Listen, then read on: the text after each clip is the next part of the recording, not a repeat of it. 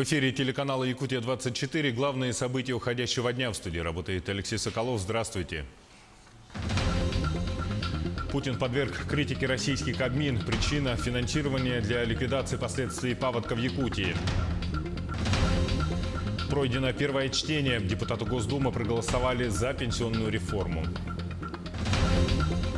Охотничьи лицензии теперь только в электронном виде. В Якутске проводят эксперимент.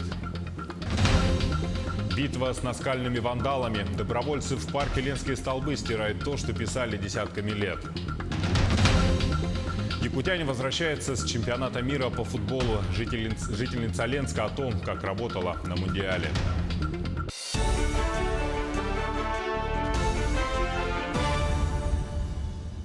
Владимир Путин поручил ускорить вопрос финансирования ликвидации последствий паводка в Якутии. Об этом глава государства заявил на совещании с членами российского правительства.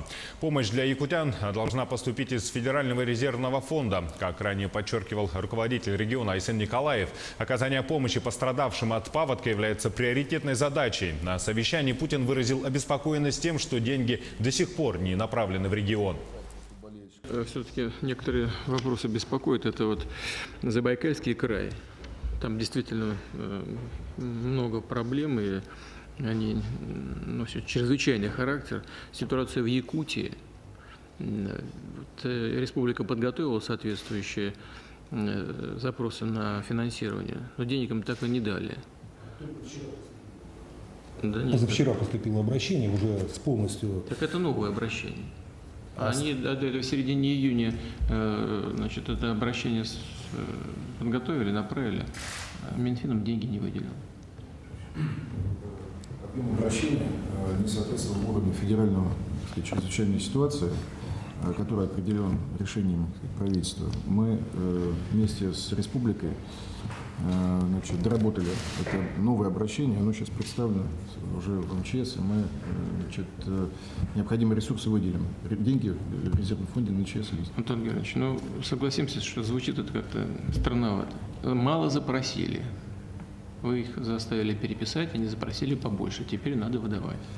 Ну, может быть, так вот формально-то не стоило подходить. Вышли бы в правительство, обсудили бы ситуацию. Ну, зачем? И только время теряем, к тому же, правда? А насколько объективно вот то, что они сейчас снова написали? Они, скажете, мало, они еще нарисуют.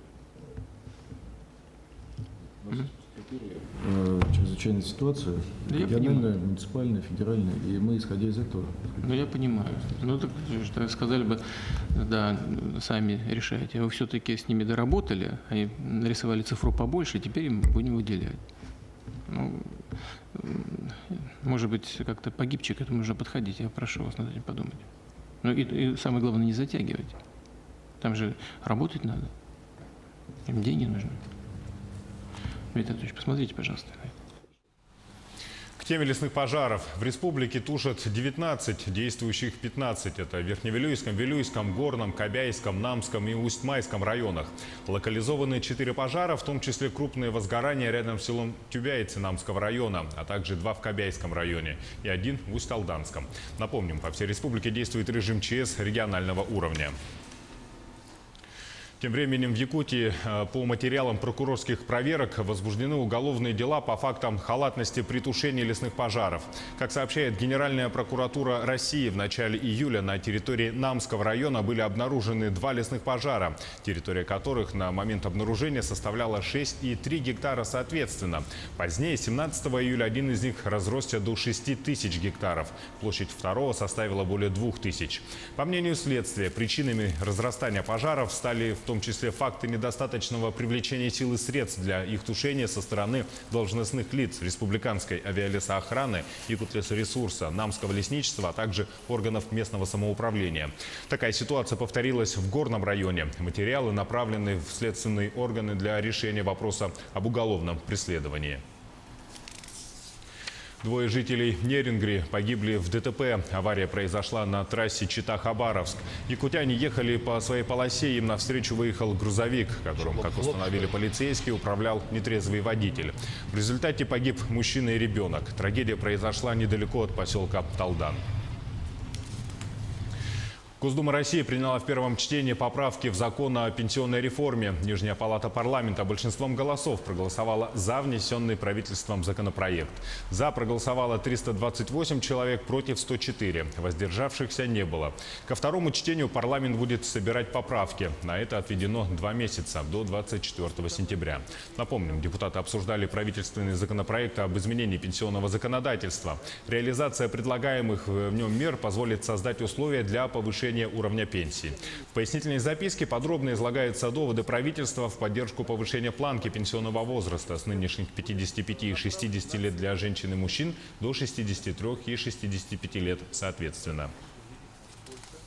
При переезде на Дальний Восток работникам предприятий будут выплачивать 1 миллион подъемных. Об этом сообщил полпред президента в Дальневосточном федеральном округе Юрий Трутнев по итогам совещания с Владимира Путина с членами правительства.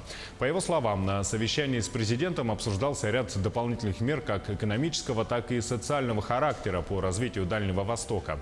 Социальные меры включают в себя в том числе льготные ставки по ипотеке для семей с детьми, которые должны составить 2% годовых. В региональную программу капремонта включены порядка 4500 многоквартирных домов, половина из которых – деревянный жилой фонд. Об этом шла речь на совещании у Айсена Николаева. Глава Якутии акцентировал внимание на эффективность работы фонда капремонта, от которого зависит качество жизни якутян.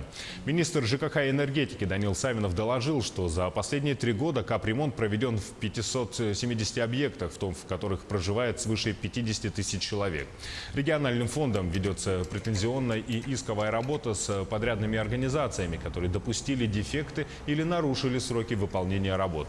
Им будут применены штрафные санкции согласно условиям договора. Форум «Якутия вперед» даст старт серии дискуссионных площадок, которые пройдут по всей республике. В настоящее время избирательные комиссии завершили прием документов на выдвижение кандидатов. Политические партии и кандидаты вступили в активный период избирательной комиссии. Партия КПРФ разместила на территории города баннеры в начале недели. ЛДПР и «Справедливая Россия» организовали агитационные мероприятия. Среди участников открывшегося сегодня форума Якутского регионального отделения партии «Единая Россия» приняли участие республиканские лидеры партии и ее главные кандидаты на выборах. Кандидат на должность главы Якутии Айсен Николаев, кандидат на должность главы Якутска Александр Савинов, а также кандидаты в народные депутаты Илтумен и Якутской городской думы. Выступил на форуме и первый президент Якутии Михаил Николаев, который выразил уверенность в том, что новому руководству удастся вывести республику на новый уровень. Более 3000 якутян трудоустроились в промышленных предприятиях золотодобывающей компании «Золото Селигдара» и «Полюс Алдан» в рамках проекта «Местные кадры в промышленность». За 1,5 года трудоустроили около 1000 специалистов со всей республики. Подробности в материале Марферины Алексеевой. «Золото Селигдара» – один из первых участников программы «Местные кадры в промышленность». 300 специалистов со всей Якутии уже работают в золотодобывающей компании. Важна квалификация. За 6 месяцев этого года в образование сотрудников здесь вложили 1 миллион рублей. Работаем с 7 утра до 7 вечера, с 12 до часу обед. Кормят нормально, отлично все. Зарплата вовремя. Трудоустроен здесь. 4-й месяц работаю уже. Должность какой? Должность водитель тон. Транспорт общего назначения. Как вы устроились на работу? К нам приезжали представители Селигдара к нам в клуб, в Намский. И по ярмарке вакансий устроился. У вас было какое-нибудь образование? Да, среднее полное. А опыт работы? 10 лет. 10 лет. Еще один участник программы – «Полюс Алдан». В прошлом году здесь взяли на работу 475 якутян. На золотодобывающем предприятии есть учебно-курсовой комбинат. 400 человек ежегодно проходят обучение и курсы повышения квалификации. После университета попал сюда по профилю своего образования, можно так сказать. В Якутске подал свои документы в центр занятости.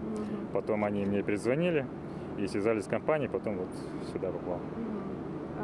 Сейчас я работаю слесарем ремонтником на участке ГТС хвостохранилищ. Занимаемся обслуживанием, эксплуатацией, ремонтом трубопроводов, выпусков насосов, которые обеспечивают подачу воды на фабрику. Планы у проекта «Местные кадры в промышленность» Наполеоновский До 2020 года в крупные предприятия Якутии должны трудоустроить 10 тысяч безработных и незанятых граждан. Мы берем всех. Вы понимаете, компания же не живет сегодняшним днем. И если сегодня у нее нет потребности, это не говорит о том, что завтра эта потребность не возникнет. Это процесс постоянный, и только таким способом мы сможем удержаться в рынке труда. Вы знаете, что с квалифицированными кадрами проблем все больше и больше, их будет еще больше, потому что это та демографическая дыра, которая образовалась в 90-е годы. Это люди, которым сегодня должно быть 28 лет, да, как минимум 20-28 лет. Вы знаете, что в те годы рождаемость была крайне низкая. И мы сейчас бизнес очень остро на себе это ощущаем. Поэтому мы используем любую возможность, дабы не остаться с персоналом. Мы готовы сотрудничать с любыми формами, просто с любыми. Ну и если другие ключевые показатели взять, то это уже разбивка идет там на привлечение местных кадров из сельскохозяйственных улусов, из других улусов в целом. Если брать там года там 15-16, то у нас эта численность составляла 1-3 человека. В 2017 году мы привлекли из других улусов 33 человека. Вот как раз в рамках этой программы. Партнеры программы – 19 промышленных компаний – Сахатранснефтегаз, Алроса, Алмаза, Набара. В ближайшее время соглашение подпишут Нерингри Металлик и Туймада Нефтегаз. Реализация проектов по набору местных кадров протекает успешно. Только за полгода компании уже превысили годовой план. Теперь в их компании работает более 400 работников со всей республики. Марфирина Алексеева, Артем Алексеев, Алданский район. Заявления на выдачу лицензии для охоты в Якутске будут принимать в электронном виде. Это стало возможным благодаря новому порядку Минэкологии Республики. Запись на портале начнется 27 июля ровно в 6 часов вечера. Более подробно в материале Елизаветы Васильевой. Охотники Якутска смогут забыть о длинных очередях за лицензиями. На помощь придут новые технологии. Достаточно зарегистрироваться на портале eyakutia.ru. Затем выбрать дату и время подачи документов. Прием у нас начинается с 1 августа и все последующие дни. И охотник должен выбрать дату с 1 августа и начиная, где вот свободные даты и время. И приходит вот назначенный на это время. У нас будет весь список, кто когда записался во сколько, и мы будем знать, кто когда во сколько придет. Охотник по результатам записи получает пин-код свой, и только по этим пин-кодам мы пропускаем и по фамилии, имени, отчеству. Для охотников республики это решение многолетней проблемы. Раньше люди занимали место в очереди за 1,5 месяца до начала подачи заявок. Дежурили по ночам, устраивали драки. Ежегодно эта проблема была, но в том году охотники больше возмущались, защиту искали. Ну и вместе сообща с охотниками вот мы вышли на Министерство охраны природы, в то время сейчас экологии, ну и в правительство республики, чтобы уж как-то усовершенствовать и эту проблему, искусственно создавшуюся проблему, устранить. Ну и выход один был, что электронная очередь. Специалисты завершают испытание электронной очереди. Сегодня пробная запись, чтобы охотники смогли разобраться в работе системы. Тестирование продлится до 26 июля. За 4 минуты у нас было записано порядка 150 человек. Ну, это, конечно, не так много, как хотелось бы. В принципе, у нас портал выдерживает до 10 тысяч в минуту. Ну, так как, видимо, люди заняты немного, либо же позже мы объявили, но, в принципе, все-таки мы видим то, что люди увидели, вычитали и сейчас тестируются. То есть, по крайней мере, хотя бы мы покажем то, что они могут сейчас свободно, спокойно зайти, проверить свои знания. Сперва электронная очередь будет работать в Якутске. Затем ее распространят на остальные районы республики. Специалисты напоминают, без подтвержденной учетной записи на портале eyakutia.ru вы не сможете подать заявление на получение лицензии охотника. Елизавета Васильева, Джулус Иннокентьев, Илья Пахомов, Якутск. Но сейчас небольшой блок рекламы и смотрите далее на телеканале Якутия-24. Ялизники просят вернуть льготы людям из районов, не на что снимать жилье во время процедур в столице. Битва с наскальными вандалами. Добровольцы в парке Ленские столбы стирают то, что писали десятками лет. Якутяне возвращаются с чемпионата мира по футболу. Жительница Ленска о том, как работала на Мундиале. В эфире телеканала Якутия-24 мы продолжаем наш выпуск. В Сайсарском округе Якутска завершились работы по благоустройству внутриквартальных дорог. В план работ вошли дороги со значительными повреждениями. Это отрезки дорог по улицам Притузова, Сосновая, Новая, Макарова, Лонгиновой и другие. Ремонт был произведен путем грейдирования. Подробности в материале нашего корреспондента Юрия Осипова. Раньше, конечно, дороги Сайсарского округа оставляли желать лучшего. Ну и работы по грейдированию дорог, именно внутриквартальных дорог, будут продолжены и впредь. И надеемся, управа Сайсарского округа будет и дальше обращать внимание на надлежащее их дальнейшее содержание. За 2,5 недели 8 километров внутриквартальных дорог. К ремонту привлекли погрузчик, автогрейдер и 2 самосвала. Потратили 733 тысячи рублей. Для отсыпки завезли 225 кубометров песка. Зависло от погоды, помешало дожди. И вот недавно закрыли еще дорогу, весовой контроль поставили. Ну а так выполнили в срок. Ямы засыпали, бугры выровняли. Водители изменения оценили. Да, отлично, я заметил. Бывало тут медленно так едешь, а тут все более-менее уже как-то можно быстренько проехать. Ям не стало. Конечно, грейдер прошел. Отлично. Управа Сайсарского округа решила по максимуму использовать теплые дни. Работы по благоустройству продолжат. В ближайшее время собираются уложить 520 квадратных метров деревянного тротуара. Юрий Осипов, Артем Алексеев, Якутск.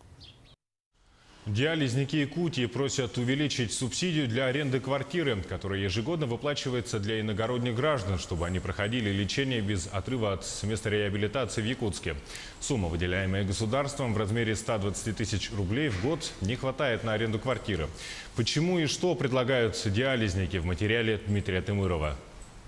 Сегодня диализное лечение получает более 300 инвалидов. Для получения полноценного непрерывного лечения, а это 3 раза в неделю по 12 часов, диализники из отдаленных районов и наслегов Якутии вынуждены выезжать в город Якутск, Нерюнгри или Мирный и арендовать жилье. Но пенсия, которую они сегодня получают по инвалидности, не хватает для аренды жилого помещения. 10 тысяч рублей в месяц столько выдают на аренду жилья. Степан нашел квартиру на эту сумму. Хотя квартиру и маленькую комнату в полуразвалившейся деревяшке можно назвать с трудом. С ухудшением здоровья я переехал в город Якутск, снимаю квартиру. Хорошее, благоустроенное жилье дорого стоит. Пенсии не хватает, даже социальной помощи не хватает. Жилье частично благоустроенное. Степан каждый день с ведром в руках. С 2014 года мужчина стоит в очереди на получение квартиры по инвалидности. Думает, что не дождется. Но сказали, что социальный дом уже не строится. Вот на Пушкина построили, после этого нет. Но впереди меня еще 2,5 тысячи человек сказали в очереди. Субсидия на аренду квартиры 120 тысяч рублей в год. Но чтобы ее получить, нужно быть безработным и не иметь никаких доходов. Но если я буду работать, или лишний доход будет, да, то я не буду получать вот эти социального 120 тысяч помощь за аренду. Потому что у меня доход уже больше будет. Анжелика снимает жилье за 25 тысяч рублей. Квартира благоустроенная. Приходится затягивать пояса. Мы живем на 4-м этаже. У меня сын инвалид, ДЦП, с диагнозом ДЦП. Он не ходит. Я не могу поднять его, потому что мне тяжелое поднимать нельзя. И тоже на улице не можем гулять, потому что пандуса нету в квартире, там дома. Сегодня диализники хотят, чтобы проблему решили. Даже предлагают возможное решение. У нас есть такое идейное решение, например, да, строится сейчас очень много строек, да, новостройки в городе Якутске. И в связи с этим предлагаем такое решение, выход из ситуации. Первые и вторые этажи, почему бы не отдавать инвалидам, которые остро нуждаются, диализникам. В Министерстве труда Якутии отказались дать оперативный комментарий. Предложили направить официальный запрос. Отправили. Ждем ответа. Якутия-24 продолжит следить за ситуацией. Дмитрий Тымыров, Илья Сыромятников, Якутск. Программа «Доступные среды для инвалидов и граждан с низким уровнем мобильности» во всех регионах и городах страны имеет колоссальное значение. Не исключением является и столица Южной Якутии – Нерюнгри. Как сегодня обстоят дела с реализацией программы в этом городе, расскажут наши корреспонденты. При строительстве столицы Южной Якутии города Нерюнгри, которое началось в 1975 году, в ходе ударной стройки не придали особое значение доступности социальных учреждений для граждан с ограниченными физическими возможностями. Сегодня данное направление – одно из доминирующих в развитии города. Наш центр в 90-х годах, когда он открылся, в нашем городе вообще не было доступной среды. И тогда на всех площадках мы говорили о том, что для таких детей, особенно с нарушениями опорно-двигательного аппарата, с нарушениями зрения, слуха, должна быть доступная среда. В те годы никто и не понимал, что это такое, о чем мы говорим. А сейчас мы считаем, есть продвижение. Конечно, у нас есть светофоры со звуковыми сигналами. Во многих учреждениях оборудованы пандусы. В Нерюнгринском районе уже четверть века работает общество инвалидов, объединившее жителей нашего района с ограниченными физическими возможностями. Занятия спортом, организация досуга, общество занимается посильной реабилитацией или финансовой помощью для оказания медицинских услуг для людей с ОВЗ. Создана комиссия по безбарьерной среде у нас в городе. Я вхожу в эту комиссию, и в этом году, насколько мне известно, планируется вот это вот пандусы, устройство, значит, пандусов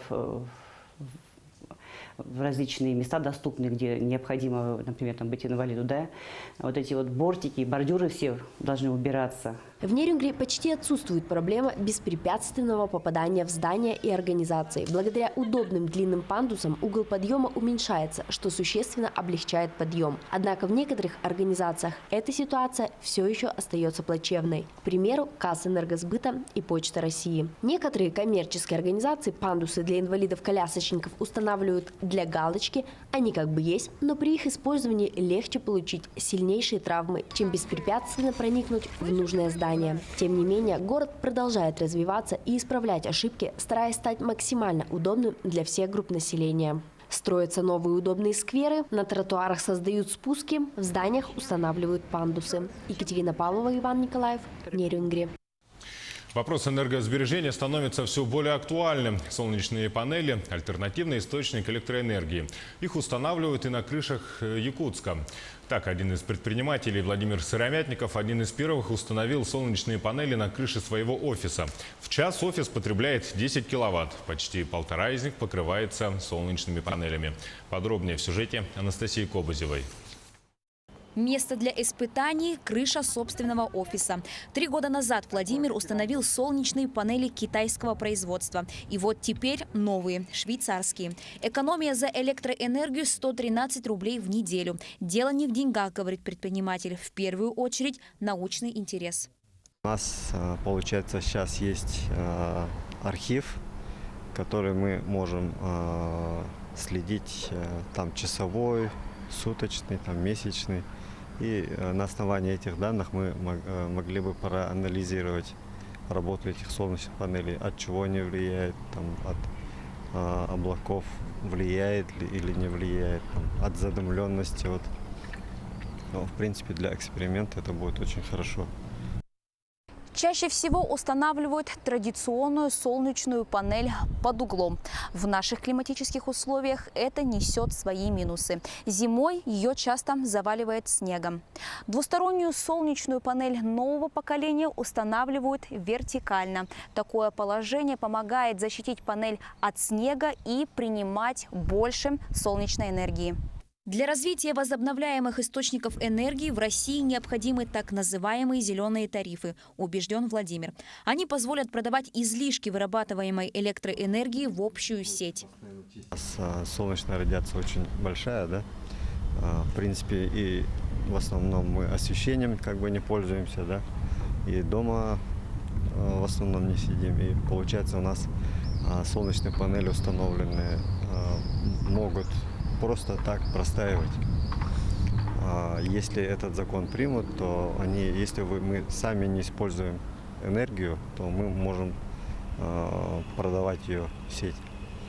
Подобные проекты действуют более чем в 50 странах. В России только обсуждают. Пока же остается довольствоваться той минимальной выгодой, которая есть на данный момент. Анастасия Кобызева, Илья Сыромятников, Якутск.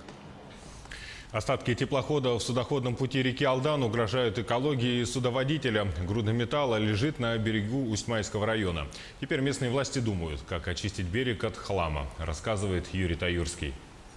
Груда бесформенного металла осталась от теплохода НК проекта «Ярославец». В середине 2000-х годов тогда еще рабочее судно мощным ледоходом опрокинуло и похоронило именно на этом месте. Со временем льдами срезало все надстройки и раскидало по всему берегу, а сам корпус смяло до неузнаваемости. Каждую весну ледоходом его размывает, вот сейчас настройки срезало, все дальше по берегу растащило все это и заилило полностью, его только сейчас только резать. Так мы не можем его ни поднять, ни вытащить ничего, он полностью заиленный гравием и песком. Этот бесформенный кусок металла лежит на судоходном пути и представляет опасность также для маломерных судов. Но убрать груду металла с фарватера реки будет не так-то просто. Ну, на данный момент мы обзваниваем все организации, просим большую технику. Обращались в РВП, но на данный момент нету кислорода, чтобы разрезать нам. Придется ее разрезать частями. Только так мы сможем убрать отсюда эту баржу. Помимо опасности для судовождения, существует и угроза экологии. По экологии, конечно, она же все равно выделяет какие-то... Это все лежит, и там железо гниет, да, ржавое вот это все, и выделяет биоресурсы, конечно. В реку это все загрязнения все равно идут. Он был полностью заправлен даже дизельным топливом, и масла были у него. Все это вот здесь у нас на берегу. Администрации муниципального образования поселок Усть-Мая придется скоординировать крупные предприятия райцентра, чтобы разрезать смятый корпус, а затем и вывести его с береговой зоны. А это мероприятие пойдет в зачет всероссийской экологической акции «Чистый берег». Юрий Таюрский, поселок Усть-Мая. В природном парке Ленские столбы стартовала первая в этом году акция по очистке скал от вандальных надписей. Работы проводят Федерация альпинизма и скалолазания, администрация парка и добровольцы. Мероприятие проводили 3 бригады, 2 из которых очищали скалы высотным способом, 3 очищали надписи с тропы. В тех местах, где это было возможно, краску снимали щеткой. В местах, где поверхностный рельеф был сильно сыпучий, использовали ручные средства скалывания. На монолитных плитах надписи удаляли механическим способом.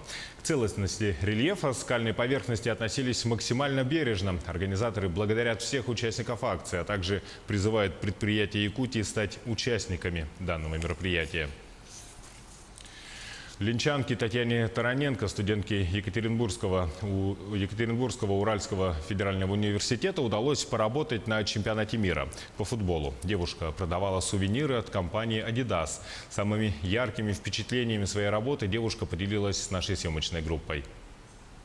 В апреле Татьяна случайно увидела в соцсетях объявление о доборе сотрудников, требуемых брендовой компании Adidas для работы на чемпионате мира по футболу в качестве продавца сувениров. Не раздумывая, девушка пошла на собеседование. 3 дня проходили различные бизнес-игры, тестирование на личные качества, проверка английского языка. В итоге Татьяна получила работу. Я даже не знала, сколько людей пройдет и всякое такое. Я подумала, что попробую, повезет так повезет, будет очень даже неплохо. Нас было 30 с небольшим желающих. И взяли только 2. Вот и когда слышишь свою фамилию, то, что ты прошел собеседование, это вообще-то такое счастье. Шапки-ушанки, толстовки с символикой игр, брелки, магниты из коллаборации FIFA и Adidas. Все то, что интересовало болельщиков, продавала Татьяна. Сувениры разлетались на глазах. За месяц работы девушка, признается, получила море положительных эмоций. Прожила незабываемые мгновения. Удалось даже краем глаза подглядеть матч Египет-Уругвай, познакомиться с иностранцами и даже с некоторыми подружиться. Я познакомилась с перуанцами, с арабами, с мексиканцами. Очень много появилось иностранных друзей. Это очень приятно. Русских тоже, конечно, не меньше. Конечно же, вот новые знакомства – это просто... ничто не заменить. Но и также просто само ощущение, то, что стал частью такой большой истории, такого огромного события, которое бывает не так часто, тем более именно вот в нашей стране, именно в городе, где ты живешь. Самым запоминающимся событием для девушки стал матч, когда Россия одержала победу над Саудовской Аравией. Это, конечно, самая первая победа России, потому что тогда все кричали, и иностранцы, и русские. Тогда Екатеринбург не спал потом всю ночь. весь город гудел, все машины просто отовсюду доносились возгласы «Россия, Россия». Попасть на события мировой значимости удается далеко не каждому. Одного везения здесь мало. Благодаря уверенности в себе, упорному труду Татьяне это удалось. Теперь девушка признается, будет поклонницей футбола. Светлана Балеева, Виталий Андреев, Ленск. Якутия-24 следит за развитием событий. Оставайтесь с нами. Удачи вам.